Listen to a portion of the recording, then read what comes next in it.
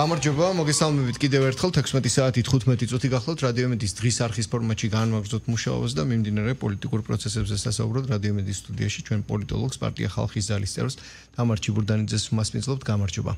გამარჯობა, მოგესალმებით თქვენს მენელს და მაყურებელს. მადლობა სტუმრობისთვის. გაბატონო თამარ, პირველ რიგში უნდა გთხოვოთ ბოლო თვითმმართველობის ორგანოების არჩევნების უჩვეულო წინასაარჩევნო პროცესების ფონზე მიმდინარე ამ მნიშვნელოვანი პოლიტიკური მორიგი ნაბიჯის შეფასება მინდა გთხოვოთ. ჩვენ ვიხილეთ პროცესები, რომელიც რუსთაველის გამზირდა ამ შემთხვევაში უკვე პრეზიდენტის სასახლისკენაც გადაიზარდა, ნახეთ ის შედეგები, რაც ამ ქმედებებს მოყვა და მეორეს მხრივ არჩევნები, რომელიც ჩატარდა და არჩევნები, რომელმაც კიდევ უფრო გაამძაფრა იგივე ოპოზიციაში დაპირისპირება ბოიკოტის ცალსახამომხრეებსა და არჩევნებში მონაწილეობის მსურველთა შორის.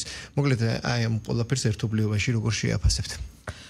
დიახ, არჩევნებზე მოხდა ის და არჩევნების შემდეგაც, რასაც ჩვენ ველოდით, არაფერი ისეთი არ მომხდარა, რასაც არ ველოდით, მაგრამ სხვათა შორის რამდენიმე ექსპერტის მოსაზრებით და მათ შორის სახელმწიფო გუნდის მოსაზრებითაც აი ამდენი ხმა რაც მიიღო თვითმმართველობის არჩევნებზე სახელმწიფო გუნდმა მე ველოდი იმის ფონზე რამდენადაც წინა არჩევნების შემდეგ საპარლამენტო არჩევნების შემდეგ ხალხის ის შუაფენა ხომიცით არის ფენა ამ მრჩეველთა ერთი სეგმენტია რომელიც ყოველთვის მერყეობს მოძრაობს ახალ აკითაძლეს ეს არის თავარი სამიზნე ყველა ამ სეგმენტზე მუშაობს დიახ და აი ამ სეგმენტმა რომელიც ყოველთვის წყვეტენ არჩევნების ბეჭს იფიქრეს ნახეს ამ ერთი წლის განმავლობაში ის რაც მათ სიმართლე ეგონათ და სიმართლედ ასაღებდნენ ან უსაღებდნენ აღმოჩნდა ტყუილი მათ საკუთარი თვალით დაინახეს ყველაფერი მოისმინეს შეიცვალა გლობალური პროცესები და აღმოჩნდა რომ ქართული ოცნების ანუ სახელმწიფო გუნდის მათ შორის ხალხის ზალის იდეოლოგიის გამტარებელია ახალი მსოფლიო პოლიტიკა დასავლეთის ახალი პოლიტიკა ანუ ჩვენ სრული თანხმდევრა გვაქვს იდეოლოგიურად ჩვენ და ტრამპის მთავრობას, ნუ ამას ვერ ვიტყვი რა თქმა უნდა ევროპაზე, მაგრამ ევროპაში იმ ახალ ძალებს, რომლებსაც სურთ ევროპის პოლიტიკური განახლება, ანუ სიახლე შემოიტანონ და ახალი ევროპა დაბადონ აი ამ ძველმოძველებული ევროპის ფონზე, სწორედ მათთან გვაქვს სრული იდეოლოგიური თანხმდევრა და ნუ ეს ხალხია, ეს სეგმენტია, ეს შუა სეგმენტი, რომელიც ყოველთვის იღებს ხოლმე გადაწყვეტილებას, საითკენ უნდა გადაიღაროს არჩევნები, სხვათა შორის ისინი მოვიდნენ მათი ნაწილი და მათ ხმა მისცეს ქართულ ოცნება სახელმწიფო გუნდს. ეს იყო ნამდვილად დამაჯერებელი გამარჯვება სახელმწიფო გუნდის ვერც ერთმა ოპოზიციონერმა. გარდა ლელოსი ახლა, ნუ დღეს ისეთ რაღაცას უსმინე, რომ თურმე ხელისუფლებას გაუყალბებია არჩევნები და ეგზიტ პოლების გამოკითხვებით თურმე ოპოზიცია მოიგო ეს თვითმმართველობის არჩევნები. ახლა წარმოიდგინეთ, სადაც ნაცმოძრაობა არ იღებდა მონაწილეობას, ანუ ყველაზე მსხვილი ოპოზიციური ძალა, ოპოზიციურ ფლანგზე, და ესე იგი ლელოს და გახარიას თურმე მოუგია ქართული ახლა მესმის შეიძლება ტყული თქვა პოლიტიკაში არ შეიძლება, მაგრამ ნუ მაგათგან ყველაფერია, მაგრამ ნუ ხო აქვს ყველაფერს თავისი საზღვარი არა, არ უნდა დააცინებინო ხალხს თავი, ისეთი სისულელი არ უნდა თქვა, ხო? ნუ ეხლა რაც ხდება, რაც მოხდა არჩევნების დღეს, იმ დღეს 4 ოქტომბერს, ამასაც ველოდით, ზუსტად ასეთ ეს იყო მარცხის მარცხი. ეს იყო კულმინაცია საერთოდ პოლიტიკური მარცხის და მანამდე სხვათა შორის თქვენთანაც ჩვენ საუბრობდით ამ თემაზე რა მდგომარეობაში იყო ოპოზიცია. ოპოზიცია იყო დეპრესიულ მდგომარეობაში. ოპოზიცია დღეს არ არის დეპრესიაში. დღეს ისინი გაბრაზებულები არიან და ეძებენ გზებს გამოსავალს. ოპოზიცია დღემდე მთელი შარშანდელი წელი საპარლამენტო არჩევნების წელი შემდეგ იმდენად წარუმატებლად მართეს მთელი ერთი წელი, რომ ისინი ჩავარდნენ დეპრესიაში და ვთქვი, რომ დეპრესიას ხშირად მოსდევს სუიციდი და მე ველოდი ამას. 4 ოქტომბერს იყო მათი პოლიტიკური სუიციდის დღე. მათ ფაქტობრივად საკუთარი თავი მოიკლეს, მაგრამ როგორ აფასებს ამას დასავლეთი, ალბათ ეს ცალკე საუბრის თემა იქნება ჩვენთვის, მაგრამ ის რაც მოხდა 4 ოქტომბერს კიდევ ერთხელ დასაბუთდა ის, რომ ქართველი ხალხის არჩევანი იყო სწორი. შარშანაც, იმის წინაც, წელსაც ხალხს კიდევ ერთხელ საუბრობ, ყოველთვის არც ერთ ქვეყანაში არც ერთი ხელისუფლება საზოგადოებისგან არ არის 100%-იანად დადებითად შეფასებული. არის რაღაც, რაც არ მოგწონს, არის რაღაც, რაშიდაც გინდა კიდევ უფრო მეტი გაკეთდეს, ხომ? მაგრამ ეს ყველაფერი დღეს საქართველოში ქართველი ხალხისთვის არის მეორეხარისხოვანი და რატომ? იმდენად ყველასთვის თვალხილულია, უმძიმესი ძალიან ესეთი ნეგატიური გლობალური პროცესები, რომელშიდაც საქართველოც არის ძალაუნებურად კი რა თვითნებურად, იმიტომ რომ ჩვენ გეოპოლიტიკური მდგომარეობიდან გამომდინარე, ჩვენ გვეხება ეს ყველა პროცესი, აქედან გამომდინარე ქართველი ხალხისთვის უპირატესი არის მშვიდობა და სტაბილურობა და შემდგომ უკვე ის ძირითადი თემატური მიმართულებები, რაშიდაც შეიძლება ისინი პრობლემებს ხედავდნენ, ხომ?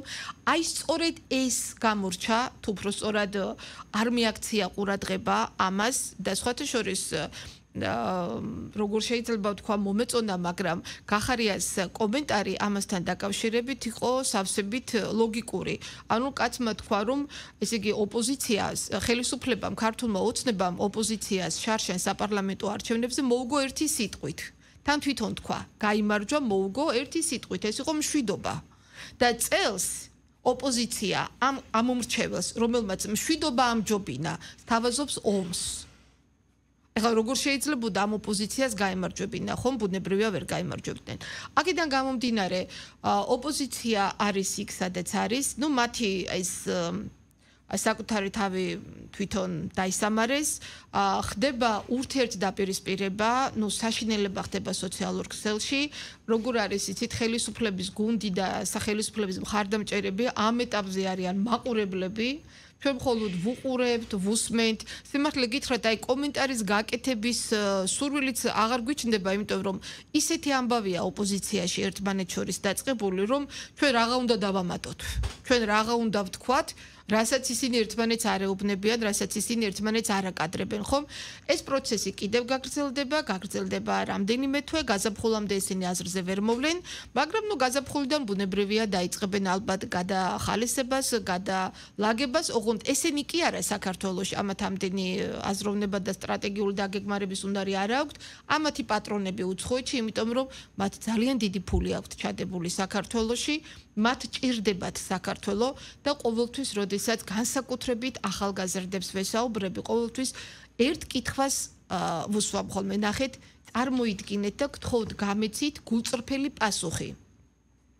ნუ თუ იმ დასავლეთს, იმ ევროპას, ამ ევრობიუროკრატებზე მაქვს საუბარი და იმ ლიბერალებზე, რომლებიც ამერიკიდან მართავენ ამათ, ხომ? ნუ თუ ამ დონეზე უყვართ საქართველო და შესტკივათ გული, რომ თავს იკლავენ, ოღონდ საქართველოში დემოკრატიამ გაიმარჯვოს, ნუ დემოკრატია რა თქმა უნდა ბრჭყალებში და ისინი ყველაფერზე შეიძლება სხვა ქვეყანას არა. ეს სიყვარული კი არ არის ქართველი ხალხის მიმართ და საქართველოს მიმართ, მათ არაფრად არ ადარდებთ. ეს არის საკუთარი ინტერესებისადმი სიყვარული, საკუთარი ინტერესებისათვის ბრძოლა ამ ქვეყანაში. ეს არის მათი გეგმის ნაწილი, მათ ჭირდებათ საქართველო, ისინი არ თმობენ საქართველოს. აქედან გამომდინარე, ბრძოლა გრძელდება ბუნებრივია და ბრძოლა გადავა ალბათ ну, გარკვეული პერიოდის შემდეგ, რამდენიმე თვის შემდეგ, ალბათ ბრძოლა უფრო კიდე სხვა სახეს მიიღებს, რადგან ბრძოლა იძაბება თვითონ დასავლეთშიდაც ლიბერალებსა და კონსერვატორებს შორის. ამ საკითხს აუცილებლად შევეხებით, მაგრამ აი დღეს ფაქტობრივად გახლეჩილი ოპოზიციური სივრცის ერთობის რა პერსპექტივას ხედავთ თუ ეს უთანხმოება, ასე ვთქვათ, სტრატეგიულ მოქმედებებში, თუნდაც ახლა 4 ოქტომბრისთვის იქნება ის წყალგამყოფი, რომლის შემდეგაც ოპოზიციური ძალები ამ ოპოზიციურ სივრცეში მაინც დამოუკიდებელი სცენარებით იმოქმედებენ თუ უფრო გაერთიანდებიან და პერსპექტივას ხედავთ. არა, მე ვერ გეტყვით, რომ მათი ერთიანობა არც დღემდე ყოფილა და ვერც მომავალში ვერ ვიხილავთ მათ აერთიანებს გარე ძალები, ისინი თავიანთინებით აქ არ ერთიანდებიან. იმიტომ რომ სრულად ეკლექტური შემადგენლობა იყო თუნდაც ჩარჩანდელი ერთობა ამ ოპოზიციურ სპექტრში. რაც შეეხება ნაციონალურ მოძრაობას, რომლის ძალაც თვითონ ოპოზიციამ დაინახა, ანუ შიგნით და ისინი ერთმანეთს აჩვენებენ ძალის დემონსტრირება აქვთ ოპოზიციურ ფლანგზე ოპოზიციურ ძალებს ერთმანეთის მიმართ აქვთ ძალის დემონსტრირება. ანუ მე უფრო ძლიერი ვარ, ხლა შარშან ვერ გაიგო დასავლეთმა, ანუ მათმა პატრონებმა ეს ხმები, რომელიც მიიღეს და საკმაოდ ბევრი ხმები მიიღეს სხვათა შორის, მათ ამ ტყუილების ფონზე და იმ დახმარებების საერთაშორისო დახმარებების და ამ დეზინფორმაციის ქარცეცხლში ხალხი ვერ გაერკვა, ბევრი მოტყუდა და ბევრმა მისცა მათ ხმა, ხო? მაგრამ ნახეთ, ამ ხმებში ვერ გაიგო დასავლეთმა ვის რამდენი ხმა იყო. ნაცების რაღვაწლი იყო, ლელოსი რაღვაწლი იყო და გახარიას რაღვაწლი იყო, ხო? დღეს დაინახეს ახლა, რომ ლელო და გახარიამ ცალკე მიიღო მონაწილეობა, მათ რა ხმები მიიღეს, ანუ რა ძალა ჰქონდა ამ ორ პარტიას და დარჩეს რა ძალა აქვთ, ხო? ახლა შიგნით მიდის აი ბავშვობანას თამაში, მე ეს შემძლებია, შენის არ შეგიძლია და ასე შემდეგ. ნუ რა თქმა უნდა, ამას თავიანთი პატრონები გადააფასებენ და დაალაგებენ ალბათ სხვაგვარად, მაგრამ ფაქტი რა არის?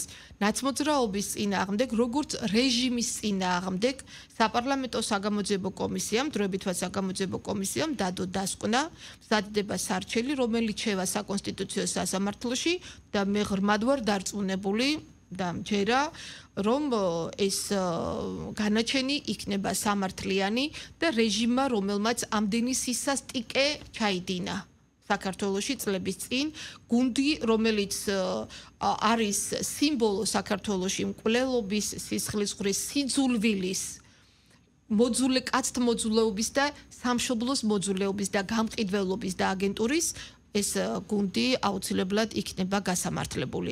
აქედან გამომდინარე, ნაცმოძრაობის აღსასრული აწიწყება, ჯერ არ დაწყებულა ესა, ნახოთ რა იქნება, როგორ წარიმართება პროცესები. ამიტომ უცხოელები დასავლეთიდან დაელოდებიან ამ პროცესებსაც, ბუნებრივია, ნახავენ რა გადარჩება იმ ნაცმოძრაობისგან, ვინ გადარჩება, როგორ გადარჩებიან და შემდეგ შემოგთავაზებენ ალბათ განახლებულ ოპოზიციურ სპექტრს და ნახოთ ვინ იქნება, თუმცა ალბათ საქართველოში უკვე აღარ აყავთ მათ ლიდერი, ვიზედაც შეიძლება ააგონ ან იმედები გამოთქვან, ვისაც შეიძლება რომ თქვათ ჩააბარონ ეს გამარჯვების დროშა, გამარჯვების რა თქმა უნდა ბრწყალებში, ანუ ეს ბრძოლის დროშა. იცით რა არის? საქართველოში ყოველთვის და ნუ ჯერჯერობით მსოფლიო პოლიტიკაში, არა მხოლოდ საქართველოში, აი მსოფლიო პოლიტიკაში ხალხისთვის მთავარი არის ჯერ კიდევ ლიდერი. ნუ თითქოს მუშაობდნენ ძალიან სერიოზულად, რომ პოლიტიკურ პარტიებს როგორც ორგანიზაციებს შეექმნათ თავიანთი იმიჯი და ავტორიტეტი, მაგრამ ლიდერი მაინც ძალიან ბევრად განსაზღვრავს პოლიტიკური პარტიის ბედს. საქართველოში ოპოზიციას ვერ ჩაუყენეს ლიდერი, ვერ იპოვეს ისეთი ლიდერი, რომელიც მათ თავიანთი მხარდამჭერები გაყვებოდათ, თავიანთი მხარდამჭერებს ისინი დაარწმუნებდნენ, რომ ეს იყო გამარჯვების გზა. ჩვენ ნახეთ მათი ცდილობები შარშან, ხან სალომე ზურაბიშვილი, ხან სხვა, მაგრამ ეს ვერ იპოვეს. იცით რატომ ვეღარ პოვლობენ? შესაძლებელია ვიღაც იპოვონ ცოტა ისეთი უფრო გავლენიანი და მაგრამ ქართველი ხალხი, აი მათი ამომრჩეველიც კი უკვე დარწმუნდა, რომ ის პოლიტიკა, რასაც ისინი ყველა არა, რა თქმა უნდა, მაგრამ ნაწილი მათი ამომრჩევლებიდან, რომ ის პოლიტიკა, რასაც ისინი აწარმოებენ, ეს არის უკვე გუშინდელი დღის პოლიტიკა. ხალხი ყოველთვის იხედება მომავლისკენ. ყოველთვის ყველას ჭირდება მომავლის პოლიტიკა. ნახეთ, მე არჩევანს ვაკეთებ მხოლოდ და მხოლოდ მომავლის პოლიტიკაზე. პოლიტიკა, რომელიც ასრულებს თავის არსებობას, არა მარტო საქართველოში, არამედ მთელს მსოფლიოში. ჩვენ გვაქვს საუბარი გლობალიზმზე, გვაქვს საუბარი ლიბერალიზმზე. ნუ მე ღრმად ვარ დარწმუნებული, რომ ეს პროცესები მათი დასასრულით დასრულდება და ეს ამას ხედავს ქართველი ხალხიც. აქედან გამომდინარე, შეიძლება თლად ბოლომდე ვერ ხვდებოდნენ რა არის ეს მომავლის პოლიტიკა, როგორ ლაგდება, რა არის ეს კონსერვატიზმი, სხვათა შორის აი იდეოლოგიების კუთხით ლიბერალიზმი არის მარტივად გასაგები იდეოლოგია, მარტივ მომხიბვლელი ფერადია ძალიან და ამიტომ ყავს ამდენი ახალგაზრდა მას მიმდევარი კონსერვატიზმი მოითხოვს გონიერებას, განსწავლულობას, აზროვნებას, სიღრმეებს მოითხოვს. აქედან გამომდინარე, აქ ცოტა სხვა კატეგორიის მომხმარებელი ყავს ამ კონსერვატორულ იდეოლოგიას, ანუ მემარჯვენე იდეოლოგიას, მაგრამ საზოგადოებას ჭირდება სიახლე, რომელიც მომავალზეა გათვლილი. შესაძლებელია შენ დღეს რაღაცით ვერ ხვდებოდი ამ სიახლეს, რაღაცით არ მოგწონდეს, მაგრამ ძველი მაინც არ გინდა. აი ეს არის ხალხის განწყობა. ხალხი, ანუ ერთ ადამიანად ერთი ჯგუფირობთ რომ წარმოვიდგინოთ. საზოგადოების განწყობა არის ეს. ანუ ოპოზიცია, მთელი სპექტრი და მათი პატრონები უცხოეთში ვინც არიან, ისინი ქართულ საზოგადოებას, რომელიც არიან მათი ამომრჩეველი, სთავაზობენ გასული წლების, ანუ წარსულ პოლიტიკას, გუშინდელი დღის პოლიტიკას, რომელიც არ არის მომავალზე გათვლილი. ხელისუფლება, ქართული ოცნება, ხალხის ზალა, აქეთა მხარე, რომელიცაც ყავს, უდიდესი ნაწილი ამომრჩევლები ქართველი ხალხის, ესენი სთავაზობენ მომავალზე გათვლილ პოლიტიკას ქართველ ხალხს. ეს არის მომავლის პოლიტიკა, ანუ ახალი პოლიტიკა. ეს ამ ახალ პოლიტიკაში შედის მსოფლიო და ეს იქნება მინიმუმ ნახევარი საუკუნე მაინც აწი მსოფლიოში. აქედან გამომდინარე, ყველას სჭირდება პერსპექტიული პოლიტიკა და ამიტომ არ აქვს მომავალი ოპოზიციურ სპექტრს, ამიტომ არის ილუზია მათი გამარჯვება და ამიტომ არის გარდაუვალი მართი პოლიტიკის მარცხი ქვეყანაში. გალბატონ თავარ, თქვენ არაერთხელ ახსენეთ უცხოელი დამკვეთები პოლიტიკური პროცესების საქართველოში და ამაზე არაერთხელ ყოფილა საუბარი, მით უმეტეს ახსენეთ პროცესზე და იგივე გლობალური თვალსაზრისით ლიბერალური თუ კონსერვატიული პოლიტიკური ღირებულებების წარმომადგენლებს შორის ახლა მიმდინარეობს აქტიური დაპირისპირება და ეს პროცესიც აშკარა არის რომ დღეს არ დასრულდება, ხვალ არ დასრულდება და რაღაც დროში გაწელილია. რაღაცა ფასეულობათა ცვლილება მიმდინარეობს. მაგრამ მოდით ასე მოვიქცეთ, მე ძალიან მინდა რომ თქვენ საერთაშორისო პოლიტიკური პროცესების ჭრილში შეხედათ ჩვენთან მიმდინარე მოვლენებს, მაგრამ მე ვისარგებლებ შემთხვევით და რამდენიმე სიახლეს დღევანდელს მსმენელს გავაცნობ იმისთვის რომ ეს ყველაფერი ალბათ რაღაცა მოზაიკის შექმნაშიც დაგვეხმარება, რამდენად დინამიური და აქტიურია პროცესი ამერიკის კონტინენტიდან დაწყებული ბებერი კონტინენტით დასრულებული და თუნდაც აგერ ჩვენ სამეზობლო სივრცეში უბრალოდ ერთ აი ამ თემით დავიწყებ რომ მას შემდეგ რაც ვიცით აზერბაიჯანული თვითმფრინავის ჩამოგდება მოხდა ამან აფეთქება მოხდა ამან კიდევ ერთხელ გაამძაფრა ურთიერთობა რუსეთსა და აზერბაიჯანს შორის და შემდეგ ჩვენ ზანგეზურთან დაკავშირებით საერთოდ რუსეთის გვერდითავლის დოკუმენტის ხელმოწერას ვუყურეთ და ამ ამბის შემდეგ პირველად დღეს ხვდებიან ერთმანეთს და ილჰამ ალიევი მართალია ტაჯიკეთში, მაგრამ ესეც მრავლის მთქმელი ფაქტია მათი კომუნიკაცია. რაც შეეხება გლობალურ პოლიტიკას, პირველი და მნიშვნელოვანი ალბათ არის ის ინფორმაცია, რომლის შესახებაც თავად ტრამპი ჩაერთო სოციალურ ქსელებში და მსოფლიოს აუწყა, რომ ჰამასსა და ისრაელის ხელისუფლებას შორის შედგა შეხვედრა და აგერ ჰამასმაც დაადასტურა, რომ ებრაელი სამხედროები გავლენ ღაზას სექტორიდან და ეს ხელს შეუწყობს ტყვეთა გაცვლის პროცესს, რაზეც შეთანხმდნენ და ეს ტრამპისთვის, იგივე ტრამპისთვის გლობალურ პოლიტიკაში მნიშვნელოვანია და ეს მიღწევა მას მისთვის სხვა ღირებულებისა არის. თუმცა შიდა პოლიტიკური ამერიკაში მიმდინარე პროცესებიც არ არის განყენებული გლობალური პოლიტიკისგან და გავრცელდა ინფორმაცია, მაგალითად დღეს რომ ამერიკელი გამომძიებელი ჟურნალისტისგან რომ რადიკალური ორგანიზაცია ამერიკის შეერთებულ შტატებში მოქმედი ანტიპას დაფინანსების სქემა გაშიფრეს მათ სრულიად და იქ მითითებული იყო რომ სათავეში სოროსის ფონდი ღია საზოგადოებაა. ჩვენ მანამდე ვიცით რომ სექტემბერში თუ არ ვცდები ტრამპის ინიციატივით შეიყვანეს ანტიფა ტერორისტულ ორგანიზაციათა სიაში და დღეს საერთოდ მე მგონი გენერალურ პროკურორსაც მიმართა რომ საერთაშორისო ტერორისტთა სიაში შევიდეს და ასე დაუპირისპირდნენ ამ ორგანიზაციას.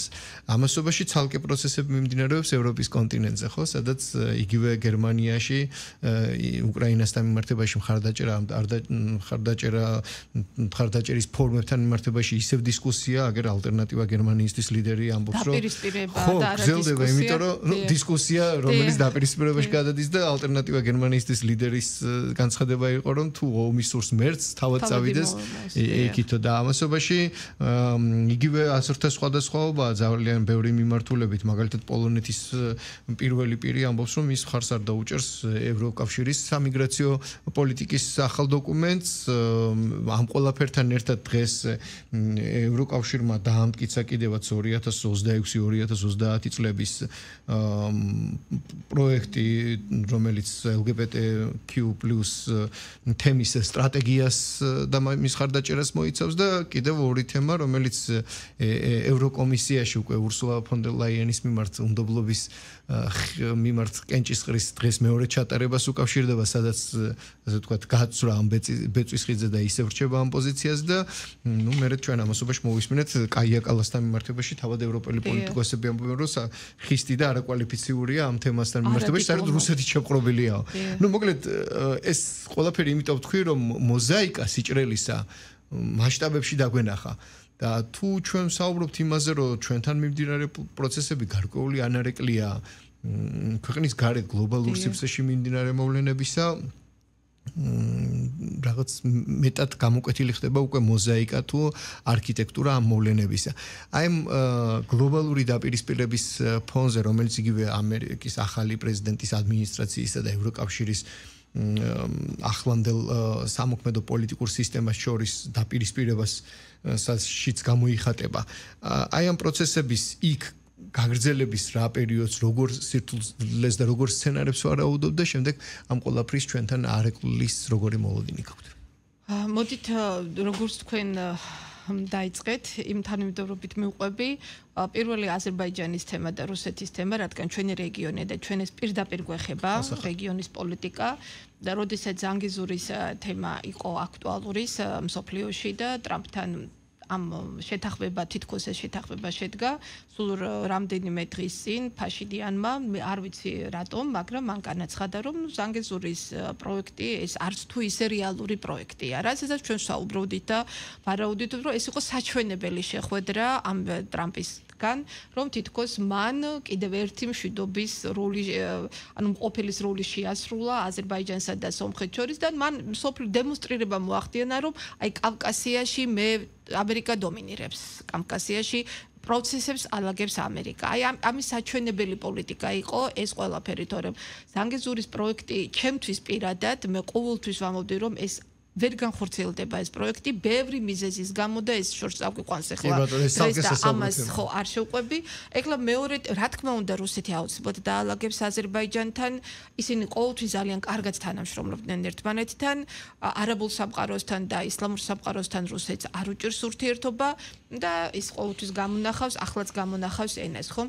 რა ნუ სომხეთთანაც ასევე, ნუ სომხეთის ტერიტორიაზე რუსული სამხედრო ძალა დგას ახლა სხვაზე, რაზე შეიძლება ვისაუბროთ არა. რაც შეეხება მეორე თემას, ეს იყო ისრაელის თემა, ხომ, დღევანდელი თემა, რომ ჰამასსა და ისრაელის მთავრობას შორის მოხდა შეთანხმება, გუშინ ტრამპმა განაცხადა, რომ უფრო ადვილად მივაღწიეთ ამ შეთანხმებას მშვიდობაზე, ვიდრე ტრამპთან, ის პუტინთან, პუტინიო მაბრაზებსო ძალიანო. მე მგონია, რომ აქაც თამაშობს ტრამპი, იმიტომ რომ მან ძალიან კარგად იცოდა და იცის, რომ პუტინი ასე მარტივად არ წავიდოდა და დიახ, ჰამასსა და რომელიღაცა ომი უნდა დასრულებულიყო აუცილებლად, ერთ-ერთი უნდა დასრულებულიყო. ნუ ესეც ისეთი მომენტი ახლა ჰამასთან ეს შეთანხმება პირველი არ არის და მე ისე შეცვლა პროცესები, რომ როდესაც ორგანიზაცია აღიარებულია ტერორისტულ ორგანიზაციად, მე ჰამასზე მაქვს საუბარი, მთელი მსოფლიო აღიარა ეს ტერორისტულ ორგანიზაციად, ხომ ახლა ტერორისტული ორგანიზაციასთან შეთანხმება, ნუ ცოტათი ალოგიკურია, აი პოლიტიკის ენაზე. ისრაელის სახელმწიფოს გავსი სივრცისთვის, რომელიც საერთოდ რა თქმა უნდა, შეთანხმება ალოგიკურია და მათგან რამდენად გარანტია არის დიახ მშვიდობის შეთანხმების, ამას ვერ გეტყვით. ნუ ეს ახლა შეიძლება იყოს განსჯი საგანი, ხო? რაც შეეხება რუსეთ-უკრაინის ომს და ტრამპის იმედგაცრუებას პუტინისგან, აქ ჩემი პირადი მოსაზრება მაქვს, რომ თითქოს ტრამპი აქ თამაშობს, მას შესაძლოა რაღაც გარკვეულწილად აწყობდეს კიდეც ამ ომის გაგრძელება, რუსეთ-უკრაინის ომის, არა იმისნით, რა მიზნითაც დაიწყო ბაიდენმა. არა, დიახ, ევროპის დასასუსტებლად, იმიტომ რომ მას ევროპა დღეს სერიოზულ კონკურენტ დომინანციას უწევს, სერიოზულ წინააღმდეგობას უწევს ევროპა ტრამპს და ის მისი ახალი პოლიტიკური დღესასწაულის პოლიტიკური დღესასწაული ჩვენ ვიცით რომ ტრამპის გამარჯვების შემდეგ deep state-ი მთლიანად არ გადმოსულა ევროპაში, მაგრამ მათ საძირკველი ჩაუყარეს ევროპაში და მთლიანად ბრჭყალებში აქვთ მოქცეული მთელი ევროპა, რა თქმა უნდა იქ იბრძვიან, ხან ჩეხეთში გაიქცევათ პრემიერი, ხან სადღაც პრეზიდენტი, ხან სადღაც მაგრამ მაინც საერთო ჯამში ჯერის პოლიტიკა მართავს, ანუ ლიბერალური პოლიტიკა მართავს ევროპას. ანტიფაც რა თქმა უნდა ეს ერთია, ანუ ანტიფა არის ამერიკაში, ჩვენ ვიცით რა არის ამერიკული ვოქეიზმი, ეს რამდენიმე ათეული წელია უკვე არსებობს, ეს არის ულტრალიბერალური იდეოლოგია, რომელიც გადადის უკვე რადიკალიზმში. ანტიფა არის უკვე ორგანიზაცია, რომელიც ინიციალებით არის შექმნილი და ეს არის ანტიფაშისტური მოძრაობა, თავიანთ თავს ეძახიან თითქოს ანტიფაშისტურს. ეხლა ვის ეძახიან ლიბერალები ფაშისტებს, ვის ეძახიან და პატრიოტებს, კონსერვატორებს, მორწმუნე ხალხს და ასე შემდეგ. ნახეთ ვოქეიზმა, რომელიც იყო რაღაც იდეოლოგიური მიმართულების რაღაც ერთი შტო, რომელმაც მოიცვა მთელი დასავლეთი და ევროპაში კონსერვატორი ძალები სწორედ ამ ამერიკულ ვოქეიზმს ებრძვიან. ჩვენ საქართველოში, ჩვენი ფრთაც ვებრძვით სწორედ ამერიკულ ვოქეიზმს, რომლის წარმომადგენლებიც არიან ჩვენი ოპოზიცია დღეს ღიად, რომლებიც ლიბერალების, ულტრალიბერალების, ანუ ლიბერალური ფაშიზმის მხარეს დგანან, რაც შეეხება ანტიფას, ეს არის უკვე ფართო დიდი ორგანიზაცია, რომელსაც უკვე თავისი დღის წესრიგი აქვს, მათი იდეოლოგია ვოქეიზმი, ეს არის ორგანიზაცია და რომელიც უკვე ნახეთ რაზე გადავიდა, მათი დღის წესრიგი არის იდენტური რა დღის წესრიგითაც ჩვენმა ოპოზიციამ, პაატა ბურჭულაძემ, სხვებმა, ვინც ამბოხი დაგვიანოსა რუსთაველზე, ნაცმოძრაობამ და სხვებმაც დაგვიანოსეს თითქოს მშვიდობიანი ამბოხი. წაიკითხეთ ანტიფას დებულება, წაიკითხეთ მათი მოწოდებები, მათი დღის წესრიგი აბსოლუტურად იდენტური არის ქართული ოპოზიციის დღის წესრიგის. რაც მოხდა რუსთაველზე, პრეზიდენტის სასახლესთან 4 ოქტომბერს, ზუსტად ის ხდება იმ შტატებში, ამერიკაში, რის გამოც დღეს ტრამპმა ეს ანტიფა არა მხოლოდ ეროვნულ დონეზე, არამედ საერთაშორისო დონეზე ტერორისტულ ორგანიზაციად სურს რომ გამოაცხადოს, ანუ მის წინააღმდეგ იქნება რადიკალური ზომები მიღებულიო. ეხლა მე ვეკითხები საზოგადოებას, ნახეთ, ამერიკის პრეზიდენტი ტრამპი, რომელიც კონკრეტულ ორგანიზაციას ულტრალიბერალებით დაკომპლექტებულს, რომელთა იდეოლოგია არის ვოქეიზმი, კიდევ ერთხელ ვამბობ, ანუ ეს არის რადიკალური, აგრესიული ლიბერალიზმი, რომელიც ვერ იტანს საწინააღმდეგო აზრს და უკვე არა მხოლოდ სიტყვიერად ან ფინანსებით, არამედ ფიზიკურად გადადიან განადგურებაზე. თუ კი ამ ორგანიზაციას აცხადებს ტერორისტულ ორგანიზაციად. ამ ორგანიზაციის მიერ განხორციელებული ქმედება საქართველოში ტერორიზმია თუ დემოკრატია. თუ კი ორგანიზაცია არის ტერორისტული, ამ ორგანიზაციის ფრთა არის საქართველოში, ანტიფას ფრთა არის ქართული ოპოზიცია საქართველოში, ვინც დღეს მოქმედებს, ვინც გვიანონსებდა დამხობას. ეს მათი იდეოლოგები, კონგრესმენები და სენატორები, ვინც არიან ამ ოპოზიციის სათავეში ამერიკაში და არა ტრამპის ფრთა, კიდევ ერთხელ ვასხოვებ მათ და მყოფმათ, ესენი არიან იქ ტერორისტები და საქართველოში დემოკრატები? ეგ როგორ არის? არა, საქართველოშიც ტერორისტები არიან ესენი და თუ კი ანტიფას ტრამპი გამოაცხადებს ტერორისტულ ორგანიზაციად, ძალიან გაგვიადვილდება საქართველოში, რომ ჩვენც ესენიც გამოვაცხადოთ ტერორისტულ ორგანიზაციად, რადგან მათ აქვთ ერთი ხელწერა, ერთი დღის წესრიგი, ერთი ლექსიკა, ერთი ლოზუნგები, ერთი მიმართულება. აქედან გამომდინარე, რაც შეეხება ევროპას, რომელმაც დღეს ევროკომისიამ დაამტკიცა 2026-2030 წლების სამოქმედო გეგმა LGBTQ+ თემთან დაკავშირებით და თუ წავიკითხავთ ამ, არ ვიცი, გადაიკითხეთ თუ არა, სრული უპირატესობა ენიჭება LGBT თემის წარმომადგენლებს, ისინი არიან გამორჩეულები იქნებიან 2026-30 წლებში, მაგალითად სამსახურის მიღების შემთხვევაში უპირატესობა ენიჭება, ვთქვათ, მათ, ან სხვადასხვა სიტუაციაში საზოგადოებაში ნახეთ, იმ დონეზე აღიარეს და გაუზარდეს ამ LGBT თემს უფლებები, რომ ეს არის დაპირისპირება სწორედ ტრამპის პოლიტიკასთან, ანუ ახალი ამერიკის პოლიტიკასთან, კონსერვატორებთან და ამით ეხლა ვინ არიან LGBT თემის წარმომადგენლები? მე მინდა საზოგადოებამ გაიგოს, რომ LGBT თემა, აი ზოგადად ეს თემა, ეს ცხოვრებისეული სტილია იმ ხალხის, ძალიან ბევრი არის ასეთი და დასაბამიდან მოდიან ეს ადამიანები, მაგრამ ამათი აფიშირება და პოლიტიკური ნიშნით გამოყენება არ ხდებოდა, მაგრამ ეს LGBT თემა არის იარაღი, ეს ხალხი არიან იარაღი ამ იდეოლოგიის, ანუ გლობალისტების და ლიბერალიზმის. ეს სპეციალურად ჩამოყალიბებულია, ეს კი ვიღაცას მართლაც მათი უფლებების დასაცავად კი არ მოუვიდა ეს თავში. არა, ეს შექმნეს კონკრეტულად, გახსოვთ როგორც იეჰოველების სექტა, ერთ-ერთი სექტა წარმომადგენლები, რომლებსაც საუკეთესოდ იყენებენ საზოგადოების სამართავად. ამ საზოგადოების და მათი უფლებების დამცველების. აქედან გამომდინარე, ეს ჯახი, იდეოლოგიების ჯახი მსოფლიოში ახალ საფეხურზე გადადის, კიდევ უფრო კრიტიკულ საფეხურზე ავიდა და კიდევ უფრო მკვეთრი დაპირისპირება იქნება და ჩვენ მონაგონი არ გახდეს რუსეთ-უკრაინის ომი, იმიტომ რომ ეს იდეოლოგიათა ჯახმა შეიძლება უფრო ცუდი შედეგი მისცეს მსოფლიოს, ვიდრე ვთქვათ იარაღით ბრძოლამ. თუმცა კიდევ ერთხელ გეუბნებით, ანტიფა უკვე შეიარაღებულია, ისინი იარაღსაც იყენებენ უკვე. ასევე ხელისუფლება, რომელიც არის ევროპაში, ანუ ლიბერალური ფაშიზმის მხარდამჭერები, მათ შორის აუცილებლად იქნება უკვე კიდევ უფრო სხვა დონეზე და სხვა სიმაღლეზე ღია დაპირისპირება. ანუ იდეოლოგიათა ჯახი მსოფლიოში ლიბერალიზმსა და კონსერვატიზმს შორის გადადის სხვა საფეხურზე, უფრო გრძელდება და ძლიერდება. რა თქმა უნდა, იგივე მოხდება საქართველოშიც. აქედან გამომდინარე, საზოგადოების ყურადღების მოდუნება არ შეიძლება იმ საზოგადოების, რომელიც დგას ფასეულებებზე, ღირებულებებზე და რომლისთვისაც უპირატესია რელიგია, რწმენა, ჩვენი კულტურა, ჩვენი ეროვნული იდენტობა.